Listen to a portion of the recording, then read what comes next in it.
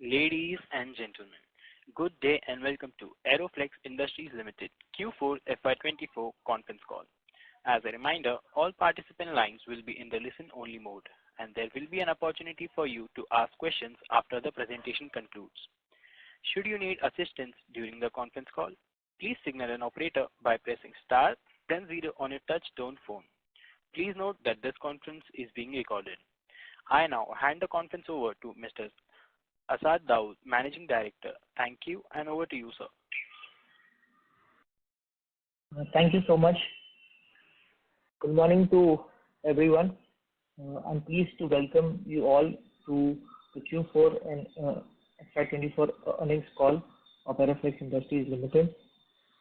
Joining me on the call are members from our management team and SGA, our investor relation advisor. I trust you all have had a chance to review our financial results and the investor presentation available on both the stock exchange platform and our company website. We have made a concentrated effort to address the investor inquiries and concerns, particularly regarding our capacity and our business operations. Our latest presentation comprehensively covers these aspects, and we are committed to maintaining transparency in this regard moving forward. Coming to our performance this quarter, despite the geopolitical tensions that is ongoing in the Middle East, which is affecting especially the shipping routes and also the export markets, we are delighted to report sustained strong demand for our products across both the traditional and the emerging industries. FY24 has been an exceptionally successful year for Aeroflex.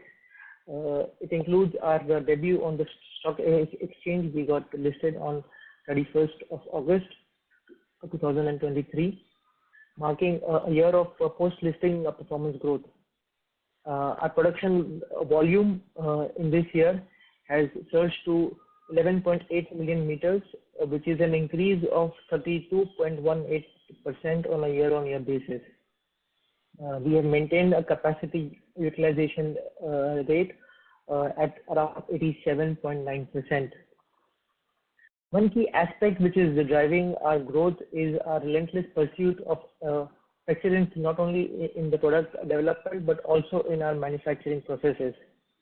We have invested significantly in research and development to introduce cutting-edge products and new-age solutions to cater to the ever-evolving needs of our industry and our customers.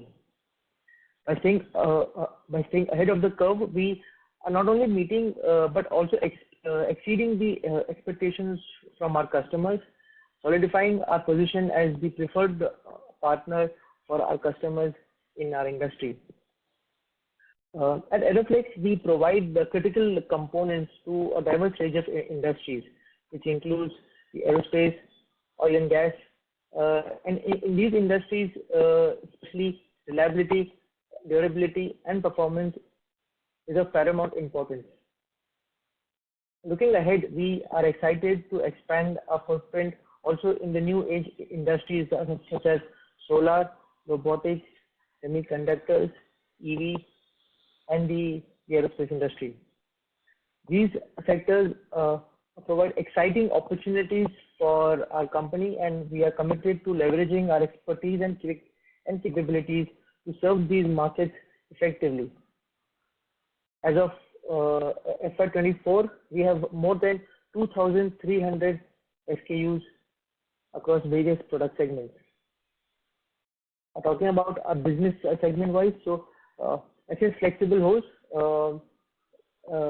this segment has driven about 60% of our total revenue of FY24. Talking about assemblies and fittings, this has accounted for almost 33% of our total revenue, and this is the segment that will remain a focus area for the company. And we aim to enhance our value-added products in this segment to increase our overall product portfolio.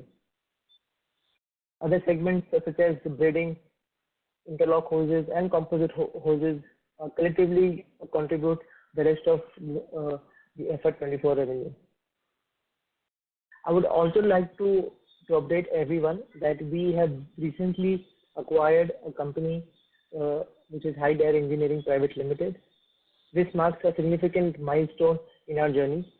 We acquired High Dare Engineering for a total consideration of 17.20 crores, and it was entirely funded via internal accruals.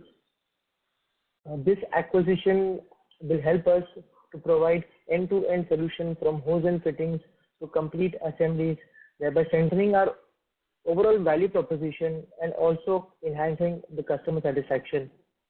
It will also help in the reduction of our product lead time.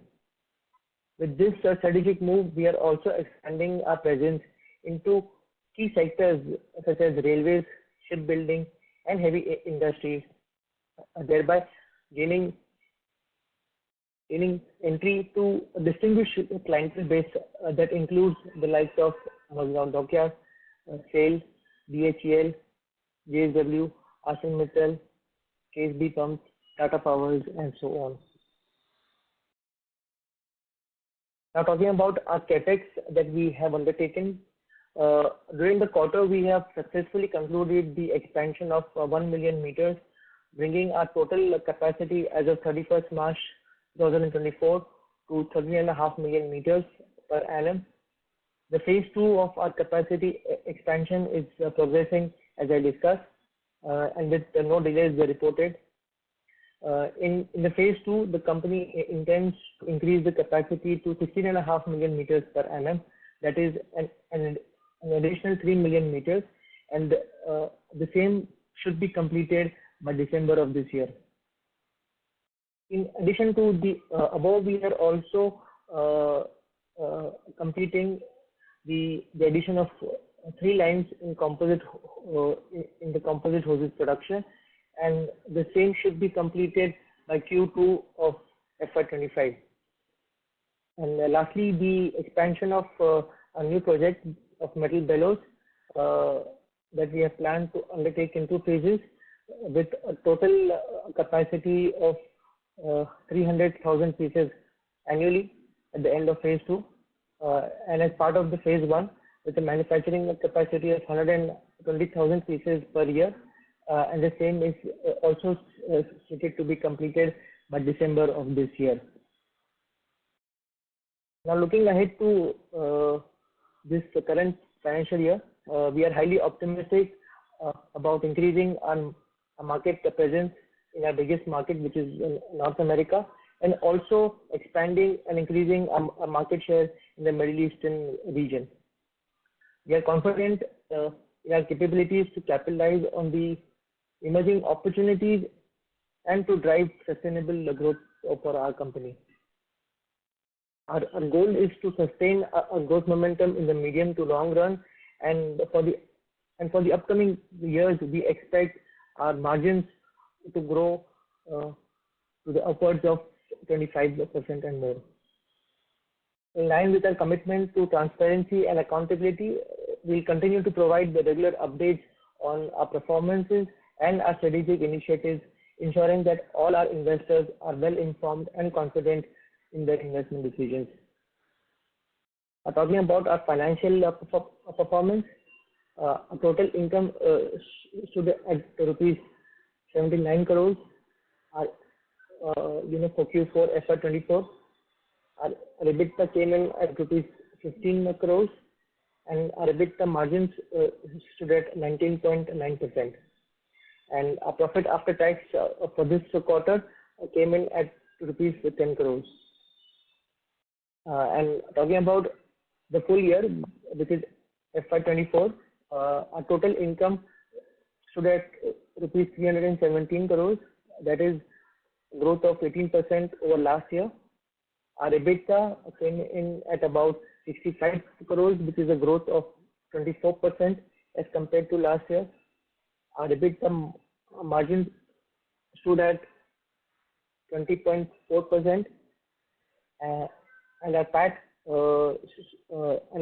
stood at rupees 41 crores, which is a growth of 38% on a year-on-year basis. Exports contributed 84% of our revenue, and it was mainly driven by North and South America and the European region. I'm also happy to share with everyone that the Board of Directors has recommended a final dividend of 12.5%, which is 0.25 equity shares, 0.25 per equity share of which 2 each, subject to the approval of the shareholders at the ensuing AGM.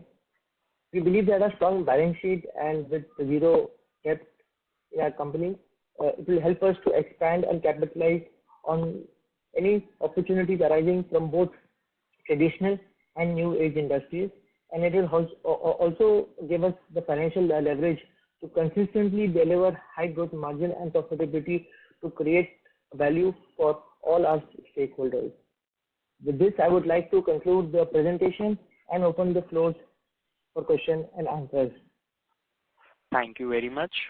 We will now begin the question and answer session. Anyone who wishes to ask a question may press star and 1 on their touchtone telephone. If you wish to remove yourself from the question queue, you may press star and 2. Participants are requested to use handsets while asking a question. Ladies and gentlemen, we will wait for a moment while the question queue assembles.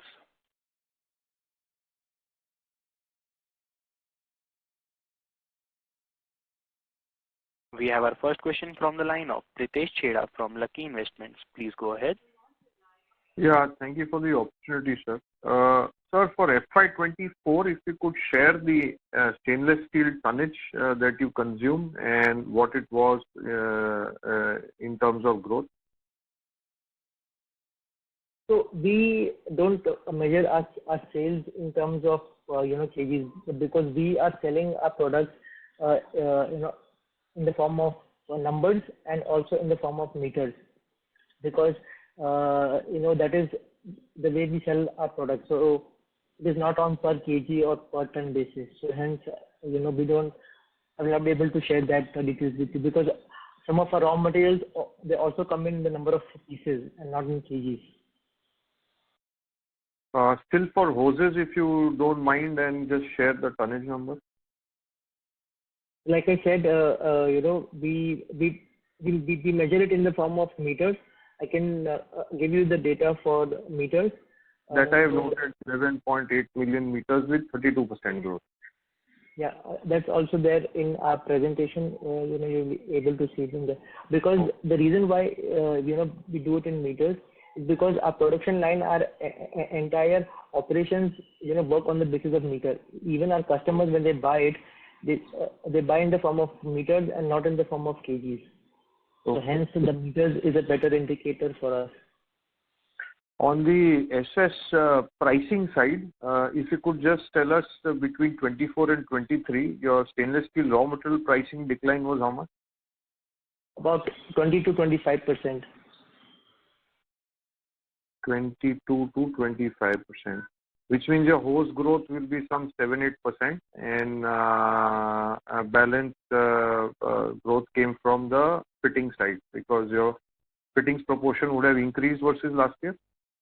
Yeah, so fittings proportion has increased as compared to last year. So last year, the proportion of fittings to our overall sales was around 30%, 30 to 31%, and this year is about 34% almost. Okay. On the current capacity, this 13.5 million meters. Yes. And last year, let's say last year's 11 million meter when you started the year, what is the optimum output on this 11 million meter? Because when you say meters, there is different SKUs. Right. Smaller dia, medium dia, larger dia.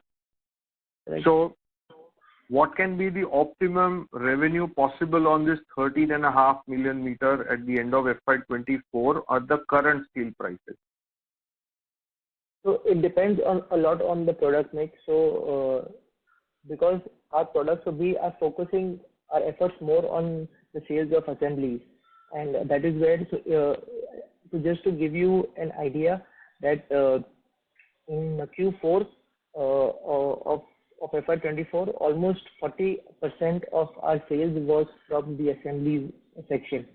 So we are focusing and trying to increase our sales of the assembly. So even at, say for example, 13.5 million meters, if we convert a majority of our sales into assemblies, you will see a significant jump in the top line, because the assembly product has both better top line and also better the margins on the bottom side.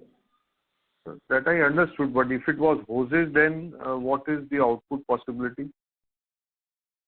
So difficult to give an like a number to it. Okay, I'll ask you the other way around, sir. Were you at optimum product mix last year?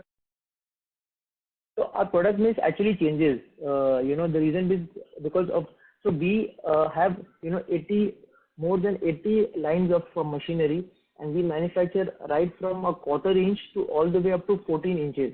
And different machines are devoted to different, and the production capacity also for each machine is different. The output is different. The customer segment is different. So that is why to give you an exact number might not be possible. Okay. And my last question is, sir, we have seen a continuous increase in the fitting proportion. Correct. You said last year was 30%, this year is 33%, and quarter 4 was 40%. 40%, correct. And you have been always saying that fittings margins are significantly higher than the post margins. Yeah. Then why is it that the EBITDA margins haven't gone up? So, no, if you see on a year-on-year basis, our EBITDA margins has increased by almost 75 basis points. So if you compare to the last quarter. No, so I am looking at the last trailing 4 quarters. The quarter 1 was 19, quarter 2 is 21, quarter 3 is 19, and quarter 4 is also 19. Yeah. So all these quarters, the fitting share has moved from 30% to 40%. There's a 10% extra share, right? Yes. So if you see, our gross margins has increased, so that means our fittings have contributed at a better. But if you see, our selling and distribution expenses has also increased, significantly, which was not expected. Reason being is because of the Red Sea crisis. First, the availability of the containers was an issue in the last fortnight of December, and which also moved on to parts of January and some parts of February. Now the availability of containers has smoothened out, but even though the availability of containers has smoothened out, the prices of, or as in the freight cost has increased. Last year in FY23, the freight cost has actually come down, and even in the first part of FY24, the freight cost has come down. But because of this Red Sea issue, the freight cost has again gone up, like how it went up during the COVID times. Obviously, not at those levels, but at a significant level as compared to the last 2 quarters. So hence, if you see, our gross margins has increased, but our EBITDA margins has also increased, but obviously not up to that level because of the increase in the selling and distribution cost. Also, we are undertaking this new projects of bellows, of composite hose, of the expansion, and there are a few project related expenses which are also a part of the P&L, and hence if but that's a long term expenses, but obviously they affect the P&L, and hence if you see that you will see that the uptick in the EBITDA margins is not as high as what it should be, although it is in practical sense much higher. Okay, sir. I'll come back if I have more questions. Thank you. Sure. Thank you. Thank you, sir. We have our next question from the line of Nilesh Doshi from Green Lantern Capital. Please go ahead. Yes, thank you for taking my question. I said couple of questions from my side. One is, I think as you export more than to 80 countries, and I think your larger export is to US. Just explain me how the business works. It is like you appoint dealers, distributors over there, or it is directly B2B to the user? So we have a mixed model where basically we have 3 sets of customers across the world. That is, one is the OEM that we supply directly to. The other is through distributors who we supply our product. They stock it in their warehouse and then they supply it to the assemblers, in their countries. And the third is that we supply to the assemblers, and they then sell it in their own country. So this is the three. In the US, predominantly our sales comes from, one is OEM, and the second is the assemblers who buy either the semi-finished product, which is the whole, or the final assembly from us, and they stock it in their warehouse and then they supply to their end customers. That is how the business works. So which is the largest OEM or industry which buys, particularly in US from us? Is it refining, is it steel, or which are those? So the two major industries that is buying from us is, one is oil and gas and refineries, and the second is firefighting. In both the cases, you would have vendor qualification, their consultants, I believe. So in firefighting, we are supplying directly to the OEM. In oil and gas, we are supplying to our assembler, and the assembler is registered in the in the OEM as a vendor, because they not only supply our products, but they have a entire basket of products that they supply to the the end OEMs. So historically, if I look, these products were being probably imported by them from initially maybe from Europe or from China, and now we are seeing that shifting to India. So you have any comment that what is changing, or is it the price, or it is now?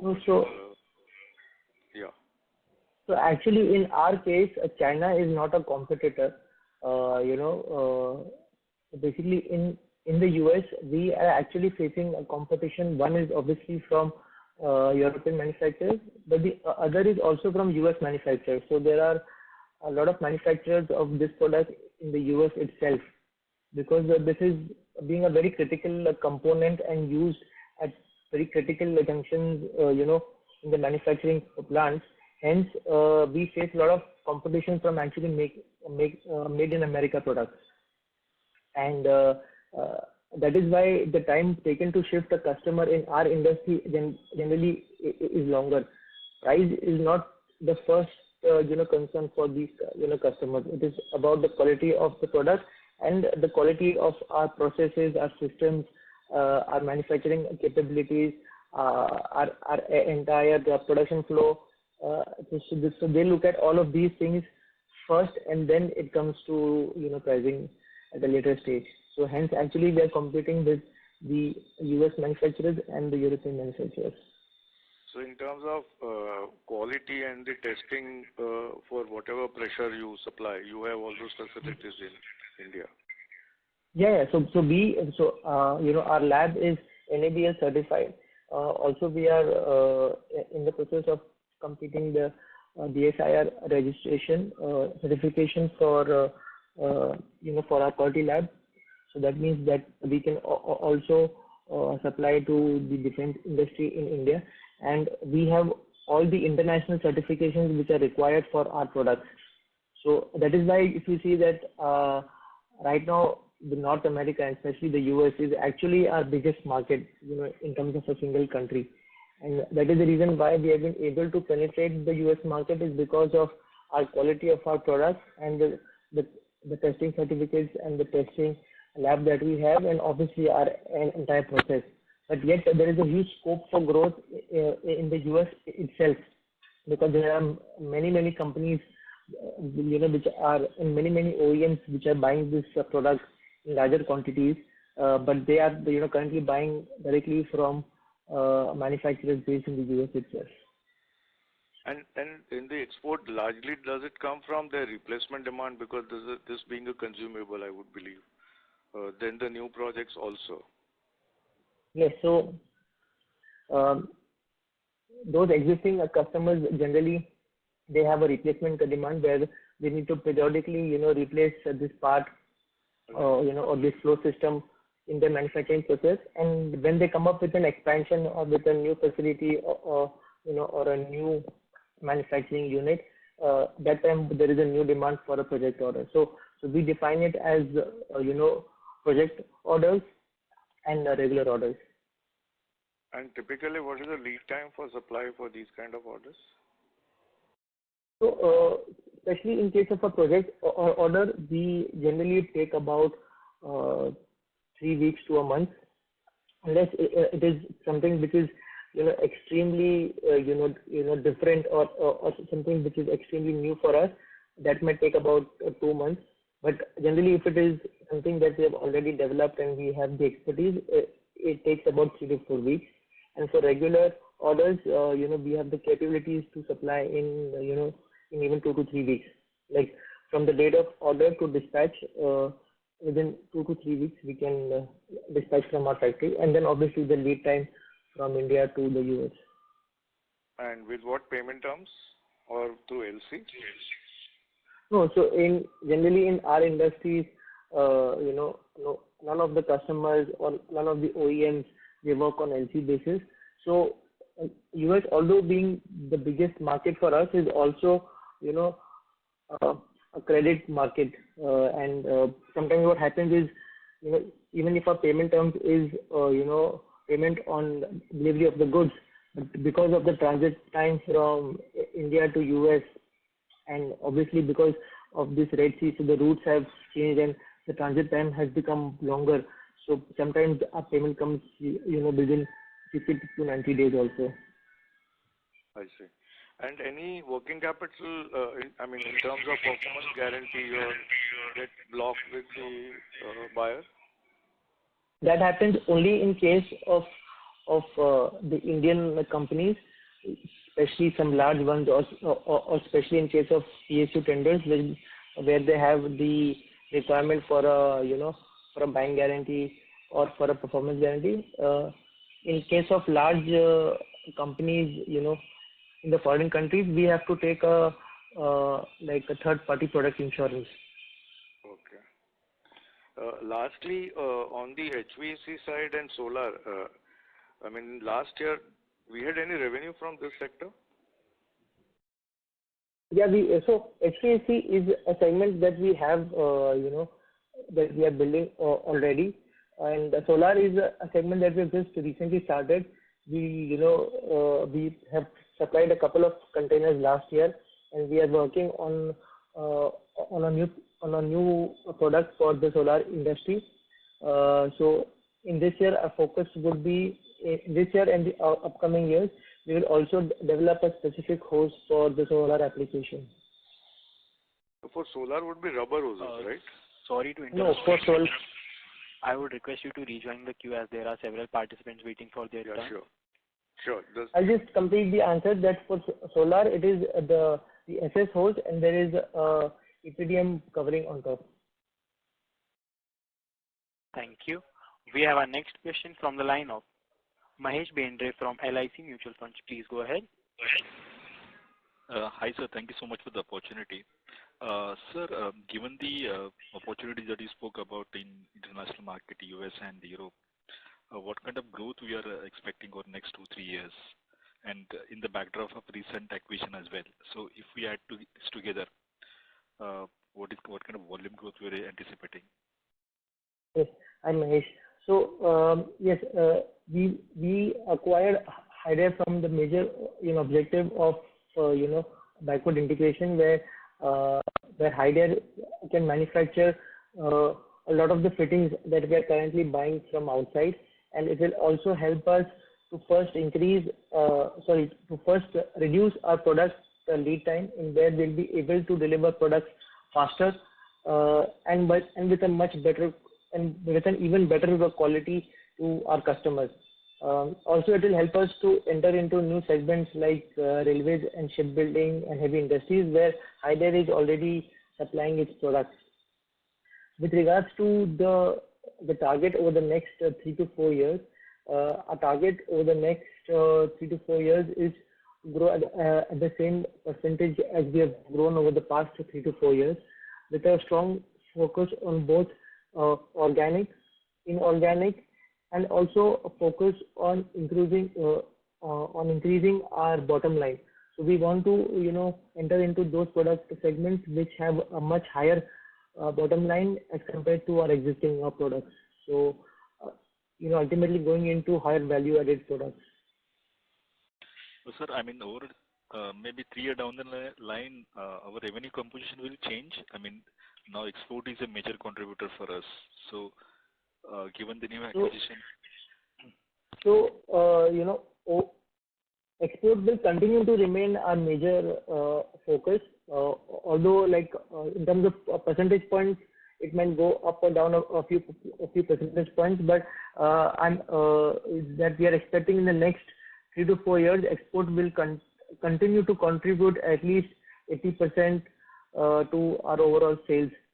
Because even the products of Hyder, we are planning to in the future to also export the products of Hyder. So our focus over the next 4 to 5 years will continue to be on exports. And sir, for total revenue, you just mentioned that typically we measure our orders in terms of regular order and project orders. So what is contribution for FY24? So on an average, our project orders are about 20% of our overall orders. So 80% basically our revenue comes from the orders which are come from the replacement side. Replacement side, yes. It's called maintenance replacement. Yeah. So this is like a recurring business. Yeah, that's a recurring business.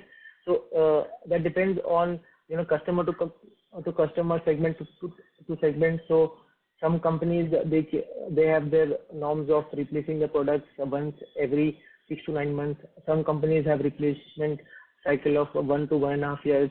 Some have a replacement cycle of 2 years. So that it depends on company to company, on industry to industry. Sure, sir. Thank you so much, sir. Thank you so much, Manju. Thank you, sir. We have our next question from the line of Gokul Maheshwari from Auriga Capital Advisors. Please go ahead. Yeah, thank you for the opportunity. Sir, I have a question on the industry structure. You mentioned about that you compete against the US companies operating within US when you're exporting to the US market.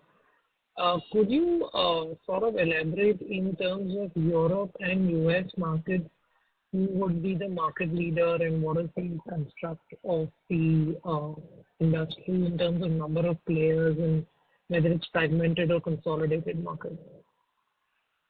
So in terms of competition, we have some very large players who are our competition both in the US and in the European market. So the likes of Parker, which is a multinational company that has presence in North America, South America, even in India, in Europe, in Asia, so everywhere.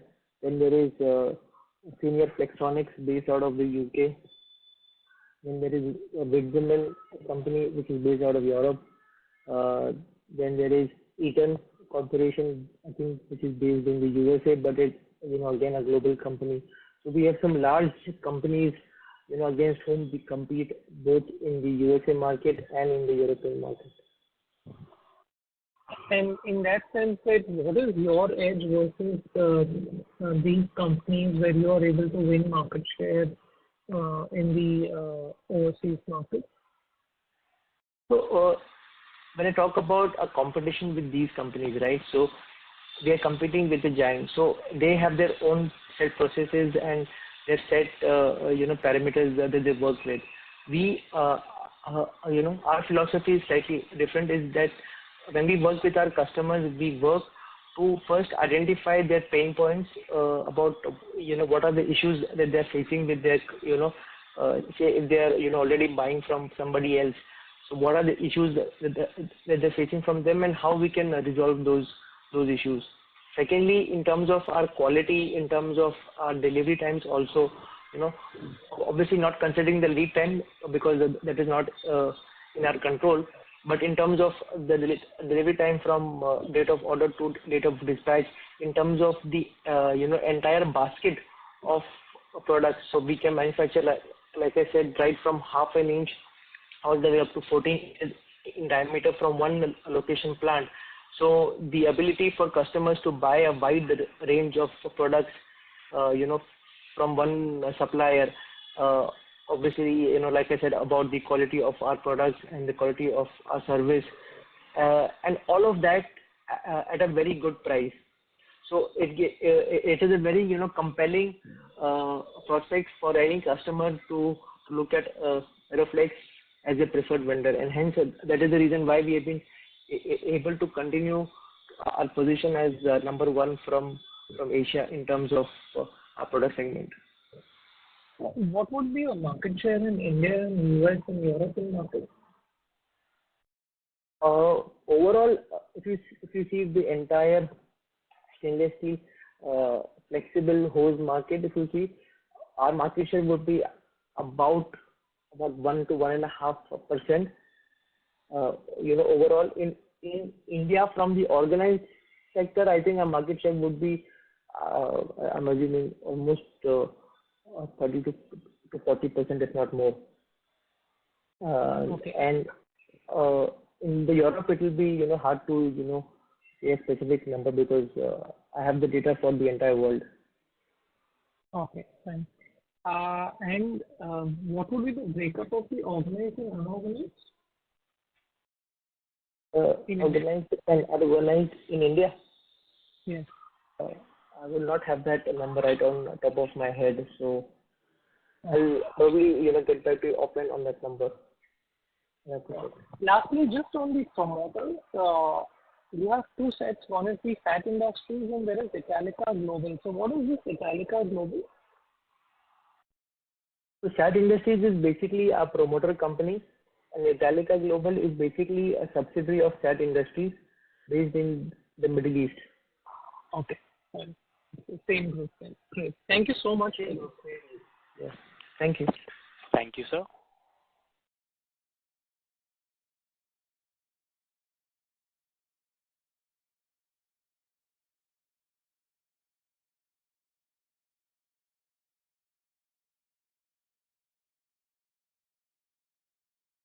Ladies and gentlemen, we have our next question from the line of Ashutosh Adkare from Universal Sompo General Insurance.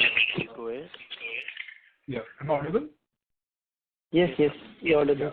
Just few questions. You had mentioned that because of the Red Sea crisis, the availability of container was an issue, hence that impacted the margins.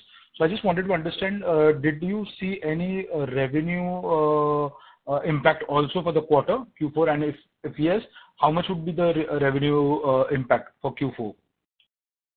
So, in terms of the freight increase, because of the Red Sea crisis, there was a significant jump in the freight, especially the ocean freight, and that is still ongoing in terms of the hike in the cost. In terms of the impact on the revenue, so like I said in my earnings call of last quarter, about 10 to 15 days of our sales of Q3 were impacted, and the same was actually carried forward onto Q4. Also, what happened is that because of the delays in these containers, the orders also got delayed because the customers tend to postpone their deliveries.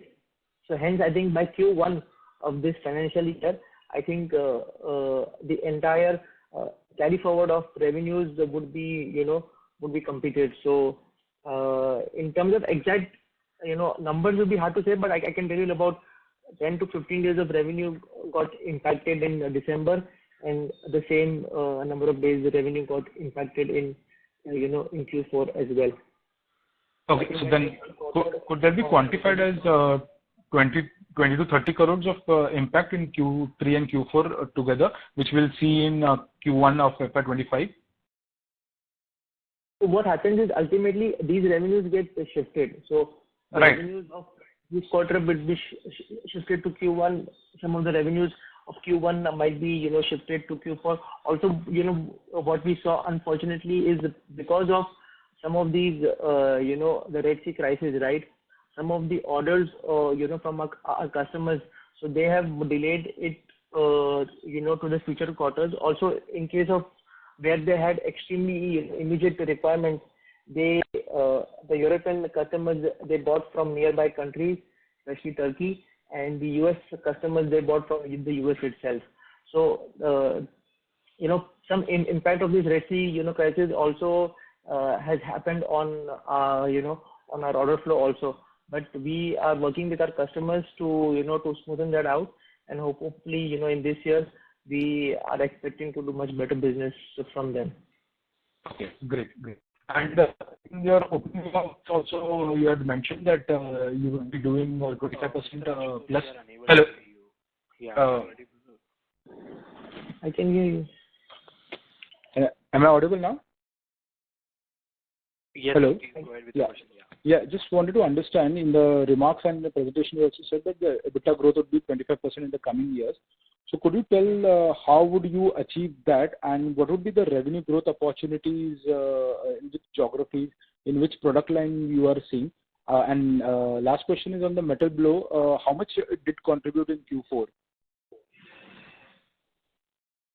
So I answer the last question first. In terms of metal bellows, so the project has still not been started. So we have placed order for the machines, and we have placed the order for all the ancillary equipment and the testing equipment. So the project itself would be completed by December. So the real impact of this project, you'll be able to see in the next financial year, because once we start the production, obviously the first couple of months goes into a lot of trials and tests, and then obviously the real impact would be seen after that. So metal bellows, currently there is nothing, as in there is no contribution of metal bellows to our current sales. Okay. With regards to the EBITDA, growth that we expect in the upcoming years. So one is that we are slowly focusing our sales from hoses to assembly products. So when we do that, automatically the margins increase, because the assembly products has better margins as compared to when we sell the hose, in roll form. So that will help us increase both our top line, but will also help us increase our bottom line to a much greater extent. Okay, and the geographies you would be focusing on apart from North America and Middle East? So geography is right. Our focus in this year is North America and Middle East, because Europe, is a market which has almost flattened out, and obviously Europe has its own issues with regards to the economy, and also our focus, although Europe will remain our number 2 market after the US, but our entire focus of our team is to build the business in the USA and also in the Middle East region, because the Middle East also has a lot of potential which we have not yet encashed. Okay, last question on my side. With the China reopening, are you focusing on that geography as well? No, so right now we are not focusing on exporting our products to China. Because, and obviously in terms of competition, China is actually not our competitor, in this segment of ours. It's mostly, like I said in the earlier answer, that our competition comes from European and US manufacturers. So China is not our focus right now. Okay, yeah, that's it from my side. I'll come back in the queue. Thank you. Thank you so much. Thank you. Thank you. A reminder to all participants, you may press star and 1 to ask questions. Ladies and gentlemen, in order to ensure that the management is able to address questions from all participants in the conference, please limit your questions to 2 per participant. Should you have a follow-up question, we request you to rejoin the queue. We have our next question from the line of Saurabh Shah from Home Advisory. Please go ahead. Hello. Yes, sir. Hi. One question was, regarding, as you mentioned, the extra freight costs due to the, geopolitical issues and all that. Going forward, are you planning to change that at all, so you reduce the variability in your margin, these kind of extra costs? Are you able to pass this on or bid X works or something like that? So actually, when when COVID happened, and at that time when we saw a significant increase in the prices of the containers. So at that time also we had taken a call, and we worked with our partners. Obviously, that some of the cost would be borne by us and some of the cost would be borne by them. So we work on a mixed model of FOB and CIF. So some of the customers, they are on FOB basis. So in that we don't have to bear the freight cost. But on the other hand, in that we face the cost of increasing in inventory, because if the freight cost is very high, so the customer tends to delay the booking of the container. And in case of CIF, obviously, since we have to bear the freight cost, that leads to a direct impact on the bottom line. But the advantage in that case is obviously that the inventory and the booking is in our control, so we don't face the cost of the inventories. So we always try to make sure that we balance it out, and we are always in touch with our customers with regards to any increase or even in a decrease in the freight cost. So whenever there's an increase in the freight cost, we also speak to our customers and try to pass on as much as possible. And simultaneously, when there is a significant decrease in the freight cost also, we try and speak to customers and pass on the benefit to them as well. So we work on both aspects with our customers. Also, again, staying on the same question, so this time if you take out those aspects where your customer didn't make up for the extra costs and all that, then what, assuming the same basis as last year, how much will your EBITDA margin kind of get impacted by this extra cost? I would say at least, obviously I won't have the exact data, exact details, but I would say at least 25 to 30 basis point minimum. The EBITDA margins would be higher at least. Okay. The next question was, I think you addressed it earlier. I just want to clarify. So, in terms of what is the total market for the replacement and the project supplies in the US, and how do your current with the current SKUs, what kind of eventual market can you target? Can you give us a sense of that? The overall market globally is about $3.5 billion for just the stainless steel flexible hose market. We have about 1 to 1.5% market share. But like I said, that the market, and obviously a large portion of that market is from US and Europe because of the demand from those sectors, and that is where you see that the bulk of our revenues also, almost about 70% of our revenues is from those two markets. So bulk of our market is also there, and the focus of our focus also in this financial year is obviously on the US market, and another is the Middle East market, because that is an area we feel that there is a demand for our products, and we feel that is an opportunity that we have still not yet encashed, and that is where we can see some good potential in the upcoming years. What I meant was, for the current SKUs, so not the total market theoretically of these steel products. Like, for example, what you have capacity for and you have certifications for, how large is that market? It will be hard to give a number for specific SKU-based market, because I'm talking about the market for the SS flexible hose. So some SKUs or some products may fall in it, some products may fall out of it. So it will be hard to give a specific number, based on the SKUs that we have, because generally in our industry right now we have about 2,400 SKU. Last year we had about 1,700 or so.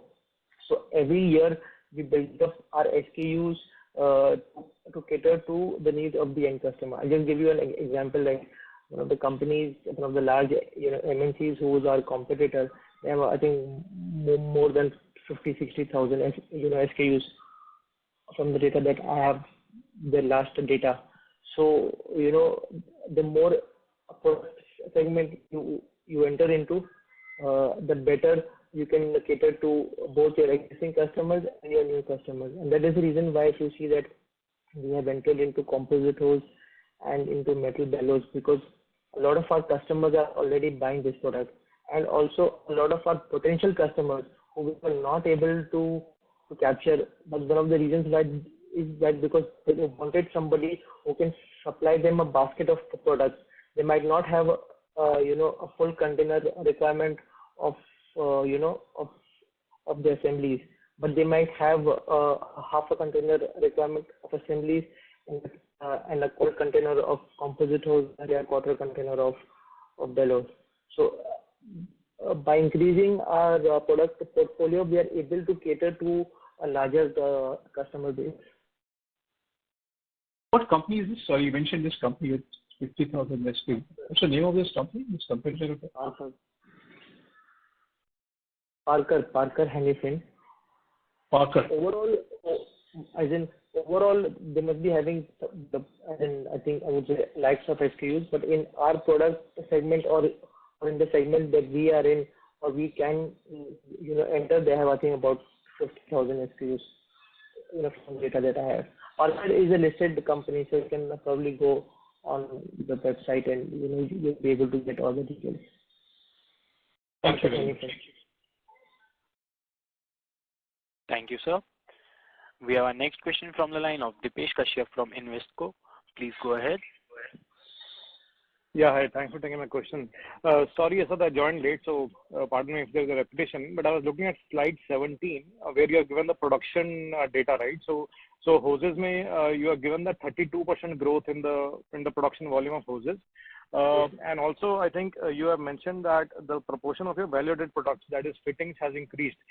So when the production has increased by 32%, the proportion of value-added also increased. So why does revenue has increased only by 18% in FY24? And also gross margins have fallen, right? So if you can just explain that. Raw material prices has decreased by about 25%. You think the price? So you have passed on the prices? So some of the pricing we have to pass on. I don't think we are in an industry that I can take 25% in my pocket. No, right, but still I'm saying that your gross margin, if I look at last year it was 36.9, and right now it is 36.6 only. So when your proportion of fittings has increased, ideally the gross margin should have increased, right? So the cost of the fittings have not gone down. So in our case, the raw material when I talk about it's the coil and the wire. But the fittings are such that so what happens is sometimes say for example the hose could be 100 rupees and the fittings that go onto the hose can be of 100 rupees, and sometimes the hose can be of 100 rupees and the fitting that goes on the hose is of only 10 rupees. So that is the difference where the gross margins can go up also because of the fittings is basically as required by the customer. So the more complicated the fittings, the better the margins for us. And fitting you're not doing in-house, you're basically outsourcing it, right? You're taking it from outside. Yeah. Till obviously right now also we are outsourcing. In this year we plan to slowly phase out the outsourcing, and to the extent possible, whatever high dare can make, we'll be shifting, slowly to production, from high dare itself. Okay, so when your raw material price of fitting has not gone down, so maybe you are not passing also, right? Your final product price is also higher in fitting. So ideally the revenue growth should have been higher, right? So just not like trying to understand the dots here, No. Because it's a product mix that works. So what happens is sometimes, so when we sell larger sizes of orders, in terms of the large diameter, in that the gross margins are higher. So, but we say, when we sell the smaller diameter, the gross margins are slightly lower. So our gross margins also depend on the type of product that we sell, the diameter of the assembly that we are selling, the final assembly that is being welded onto the hose. So there are a lot of parameters which on which it depends. Also, if you see that despite the decrease in the raw material prices, our volumes sales have gone up, and that shows that if in case of a constant raw material prices, we would have had a much, much higher turnover. Okay. So, secondly, you're guided for 25% EBITDA growth, right? So, ideally, your margin should go up as your fitting proportion is going up. So, how are you basically building up the revenue growth? Because I think your capacity is increasing everything. So, ideally, your revenue growth should be 20-25%, right? So, why the EBITDA growth is just 25% you're giving guidance of? So EBITDA, so first a couple of, so one is because of the increase in the freight cost, right? This is something, if in case the freight cost over the next 1 year goes down, then obviously our margins would become better. But that is something which I cannot predict right now. So hence on the current, higher freight cost, we have taken the growth. Secondly, also that we have a lot of new projects that are, ongoing, and some of the cost of the projects are impacting the P&L, which ultimately over the next couple of years might, you will be able to see the results of that, in the top line as well. So in our industry, so we work, more from a long-term perspective, because it's not like a consumer industry, or it's not like a normal commodity B2B business where you have, every quarter-based performance. So because our projects and a lot of our new customers, especially the OEMs, the customers, they take almost sometimes a year to 2 years to onboard. And after onboarding, they give a small order, and then over the period of next 3 to 5 years, their order flow, increases. So in our industry, it's, we play on a longer time cycle. So right now some of our team members are actually working on certain projects that we are planned to have in the next financial year. So we have to work on, on the future aspects because of the longer, cycle of our customers. Understood. So largely, you're basically building on the EBITDA margin to remain similar. You're guiding 25% growth, but the EBITDA margin goes up, obviously the growth will be higher. That's the understanding? Yeah. So obviously, see, we are being, conservative, yet we are being aggressive, in the sense that I'm expecting our growth both in terms of the top line and the bottom line to be better than last year. Our margins, our EBITDA margins in terms of basis points should be definitely much higher in the current FY as compared to the last FY, and overall over the next 4 to 5 years, our EBITDA margins should come to about 25% in terms of margins. Got it. Thank you, and all the best. Thank you. Thank you, sir. We have a last question for today from the line of Nitin Gandhi from InnoQuest. Please go ahead.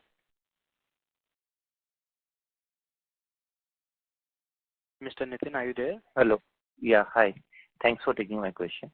This metal bellow, when is the phase 2 likely to be operational? And what's the amount you are going to spend? So once the phase 1 is streamlined, then we'll be looking at the phase 2. So the phase 1 is planning to be completed in December, and once the entire production is streamlined and the production is up and running on a smooth basis, at that time we will start the investment for phase 2. Obviously the figures have not yet been finalized in terms of the capex, because we'll wait till the phase 1 is completed, and then we will look at the phase 2 expansion to start. How much amount is for the phase 1 capex? About 45 crores. And what is likely asset turnover of that? So our asset turnover ranges in the range between 4 to 5 times generally. But in case of metal bellows, because it is a new project, so a lot of the machines that we are buying, it will be actually used for both phase 1 and phase 2.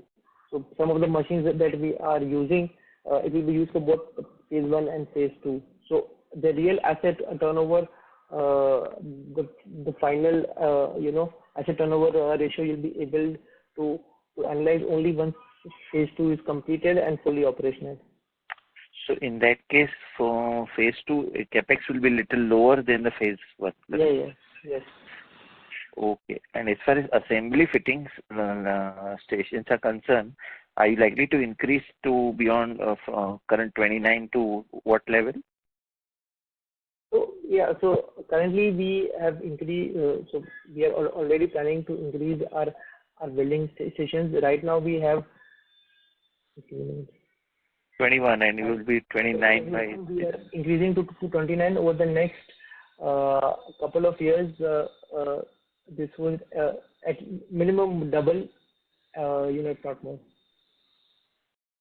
So in 1 year we will be at least looking forward to be 45.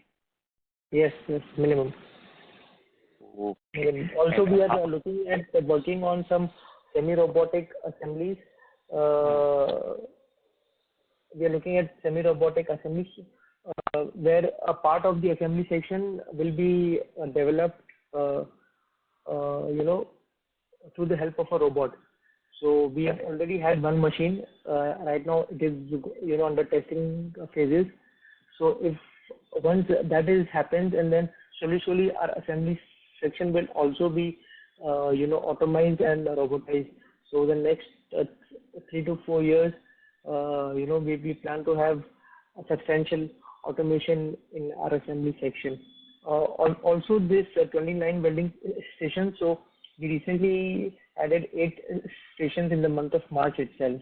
So before March we only had 21.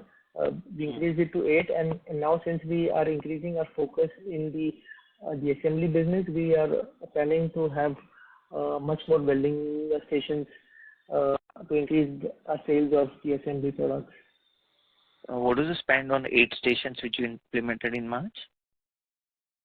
What is the? What was the amount spent for adding 8 stations in March 24? That's about 2 crores approximately. I'll have to check the exact. So approximately 25-27 lakhs per station. That's the benchmark. Because right now it's more manual, so hence the cost is lesser. But once we go, but obviously the recurring cost is higher. But once we go into automation and robotics, the initial cost will be higher. But obviously the running cost would be much lower. Okay. And any aspiration of how much percentage of value added you are planning in next 3 years, if you can share? Aspiration of, sorry? What will be the sale from value added products in next 3 years? Right now it's comparatively low, and your focus is to increase. So right now it's about 33%. Like for us, value added products is basically assemblies and fittings. So right now it's about 33% of our overall sales. Over the next 3 to 4 years, we expect that a majority of our sales would come from these value added products. So it will be 55-60 in that case, if you are again. To give a number, I would say about 60%, 60 to 70% on a ballpark figure. Thank you, and all the best. Thank you. Thank you, sir. As that was the last question for today, I would now like to hand the conference over to Mr. Asad Daud for closing comments. Over to you, sir. Thank you so much, everyone, for joining today's call, and thank you for all your questions. Even if you have any other questions which I might not have been able to answer, or you might not have been able to ask, I would request you to please share it with SGA, our investment advisor.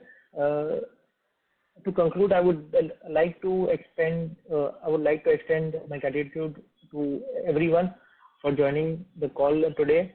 Our focus in this financial year would be to increase our capacity to start the production for our bellows project, and also to expand both the brand equity and the market position of Aeroflex in our industry. Once again, thank you so much, everyone. If you have any questions or any information, like I said, you can get in touch with me, or you can get in touch with with SGA, who is our IR advisor. Thank you so much, everyone. Hope you have a good week ahead. Thank you. On behalf of Aeroflex team, that concludes this conference. Thank you for joining us, and you may now disconnect your line.